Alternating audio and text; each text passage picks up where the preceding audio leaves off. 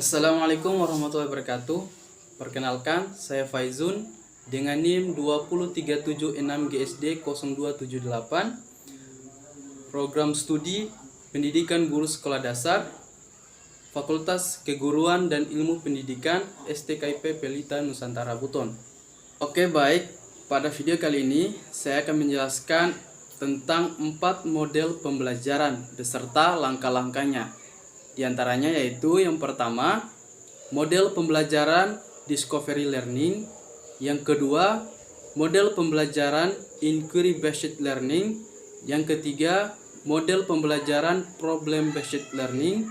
Dan yang keempat, model pembelajaran project based learning. Yang pertama, model pembelajaran discovery learning. Model pembelajaran discovery learning adalah proses untuk memahami suatu konsep dari materi secara aktif dan mandiri untuk kemudian diperoleh suatu kesimpulan. Adapun langkah-langkah model pembelajaran discovery learning diantaranya yaitu yang pertama, pemberian rangsangan. Kemudian yang kedua, pernyataan atau identifikasi masalah. Yang ketiga, pengumpulan data. Yang keempat, pengolahan data. Yang kelima, pembuktian. Dan yang keenam, menarik kesimpulan. Baik, selanjutnya yang kedua, model pembelajaran inquiry based learning merupakan cara yang dapat digunakan guru untuk merangsang rasa ingin tahu peserta didik dalam menjelajahi sumber sampai ke akar-akar yang dapat dijadikan penambah wawasan sebagai jawaban dari suatu masalah dengan mengajak peserta didik terjun langsung ke lokasi. Adapun langkah-langkah inquiry based learning. Yang pertama, orientasi masalah. Yang kedua, merumuskan masalah. Yang ketiga, menyusun hipotesis. Yang keempat, eksplorasi. Yang kelima, menguji hipotesis. Dan yang keenam, membuat kesimpulan. Yang ketiga, model pembelajaran problem based learning adalah model pembelajaran yang mengutamakan seberapa aktif peserta didik dan selalu berpikir kritis dan selalu terampil ketika dihadapkan pada penyelesaian suatu permasalahan. Adapun langkah-langkah pembelajaran problem based learning diantaranya yaitu yang pertama, orientasi masalah. Yang kedua, mengorganisasikan peserta didik. Yang ketiga, memberi bimbingan. Yang keempat, mengembangkan hasil karya. Yang kelima, melakukan analisis dan evaluasi. Baik, selanjutnya, yang keempat, model pembelajaran project based learning adalah model pembelajaran yang menjadikan peserta didik sebagai subjek atau pusat pembelajaran yang menitip beratkan proses belajar yang memiliki hasil akhir berupa produk. Baik, adapun langkah-langkah model pembelajaran project based learning diantaranya itu yang pertama, menentukan pertanyaan mendasar. Kedua, menyusun desain perencanaan proyek. Yang ketiga, membuat jadwal aktivitas. Yang keempat, melakukan monitor pada perkembangan karya kinerja peserta didik. Yang kelima, menguji hasil kinerja peserta didik. Dan yang keenam, mengevaluasi pengalaman. Selanjutnya, saya akan menjelaskan perbedaan discovery learning dan inquiry based learning. Dalam langkah-langkahnya sama-sama menjelaskan mengenai permasalahan.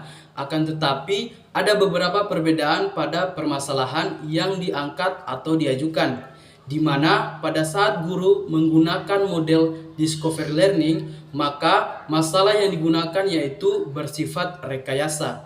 Sedangkan jika guru menggunakan inquiry based learning, maka masalah yang digunakan adalah masalah yang real, benar-benar terjadi atau nyata dalam kehidupan keseharian siswa. Adapun perbedaan penting antara problem based learning dan project based learning berikut adalah beberapa perbedaan utama antara keduanya. Yang pertama, fokus utama. Dalam problem based learning berpusat pada pemecahan masalah sebagai metode utama pembelajaran. Siswa diberikan masalah atau tantangan nyata dan mereka harus mencari solusi dengan menggunakan pengetahuan yang telah mereka pelajari. Sedangkan project based learning juga melibatkan pemecahan masalah, tetapi fokus utama adalah pada proyek yang lengkap dan berorientasi pada produk. Siswa berkolaborasi dalam tim untuk merencanakan, merancang, dan menghasilkan produk, proyek, atau presentasi yang menunjukkan pemahaman mereka tentang materi pelajaran. Kemudian yang kedua, ruang lingkup dan durasi. Dalam problem based learning berfokus pada pemecahan masalah yang lebih kecil atau kasus tertentu yang relevan dengan topik yang sedang dipelajari. Biasanya, problem based learning dapat diselesaikan dalam waktu yang lebih singkat, seperti beberapa hari atau beberapa minggu.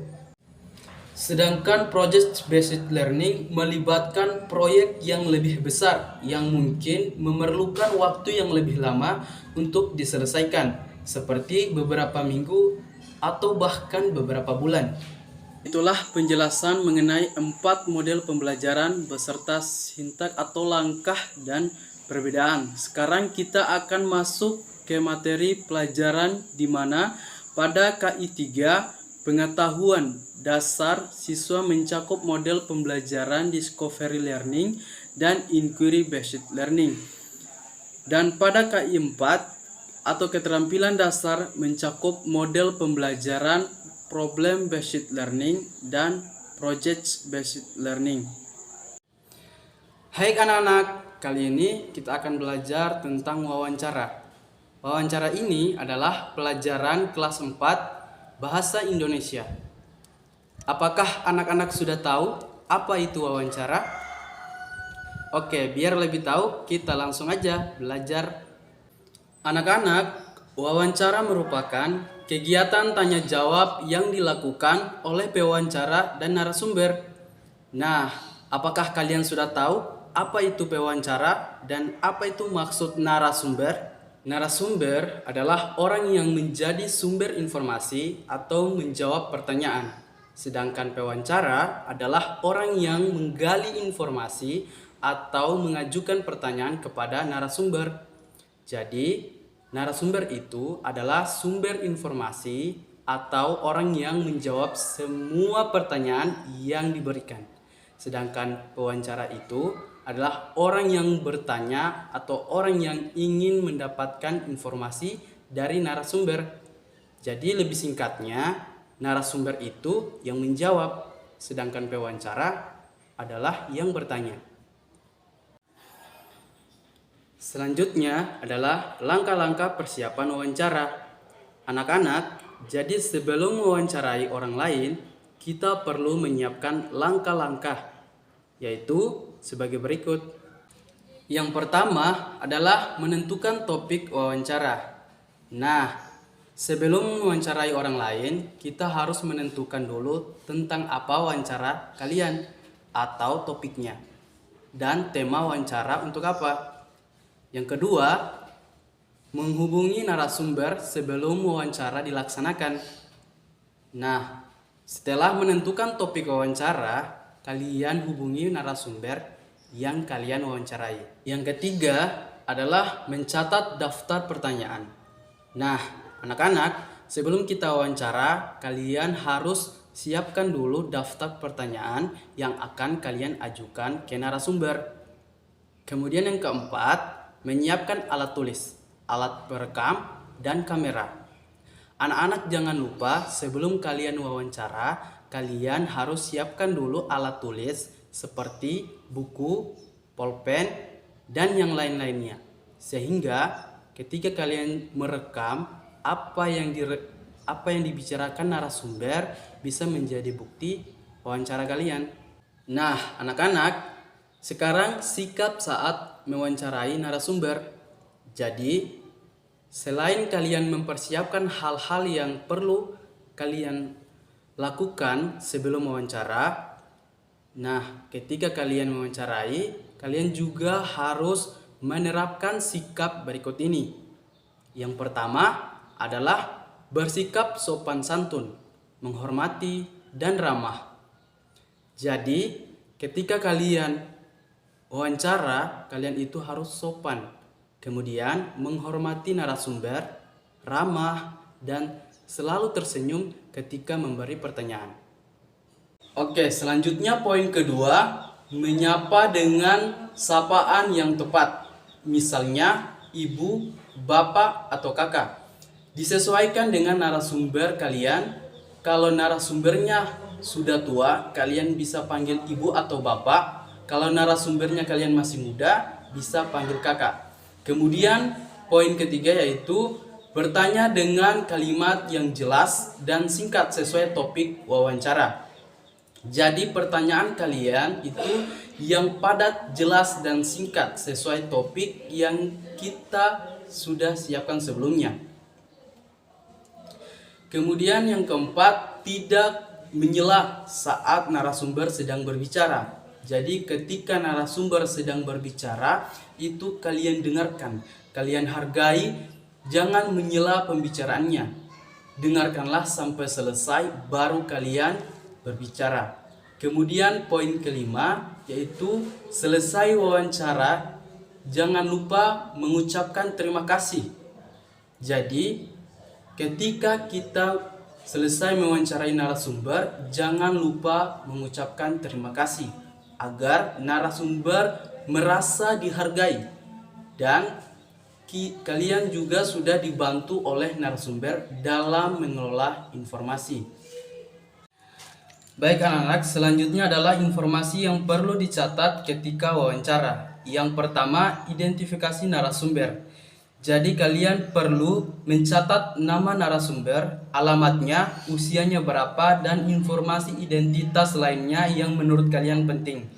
Kemudian yang kedua, jawaban sesuai daftar pertanyaan. Jadi kalian harus mencatat jawaban dari narasumber sesuai dengan urutan daftar pertanyaan yang sudah kalian persiapkan. Kemudian yang ketiga, tanggal diadakannya wawancara. Jadi kalian harus mencatat tanggal diadakannya wawancara. Selanjutnya, etika berbicara saat wawancara. Yang pertama adalah menggunakan suara yang tidak terlalu keras dan tidak terlalu pelan.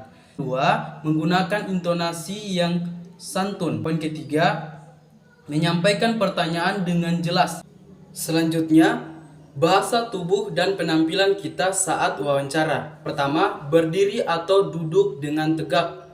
Kedua, menatap narasumber saat berbicara. Poin ketiga, menggunakan gerakan tangan untuk menegakkan sesuatu. Kemudian poin keempat, berpenampilan sopan dan rapih. Selanjutnya, persiapan sebelum wawancara agar lebih percaya diri. Yang pertama, mempelajari segala hal tentang narasumber. Dan yang kedua, menguasai daftar pertanyaan yang akan diajukan. Yang ketiga, berlatih mengajukan pertanyaan sebelum melaksanakan wawancara yang sesungguhnya. Nah, anak-anak, sekian pembelajaran kita tentang wawancara. Semoga anak-anak bisa lebih memahami dan semangat belajar.